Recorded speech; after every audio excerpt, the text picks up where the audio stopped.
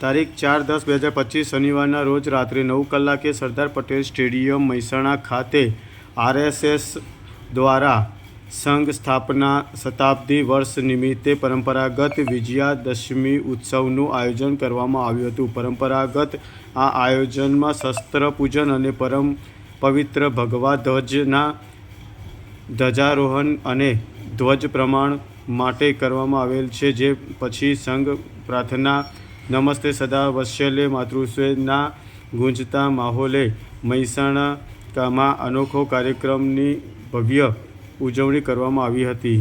આ પ્રસંગે રાષ્ટ્રીય સ્વયંસેવક સંઘના મહેસાણા શહેરમાંથી કુલ 1052 સ્વયંસેવકો પૂર્વ ગણેશમાં હાજર રહ્યા હતા અને શહેરના વિવિધ વિસ્તારોમાંથી વિવિધ સામાજિક શ્રેષ્ઠીઓ, વિવિધ સંસ્થાઓના ટ્રસ્ટીઓ, ડૉક્ટરો, એડવોકેટો, વેપારીઓ, અગ્રણીઓ વગેરે પ્રમાણે કુલ 3700થી વધુ પ્રબુદ્ધજનો તેમજ માતૃશક્તિઓ આ કાર્યક્રમમાં હાજરી આપી હતી.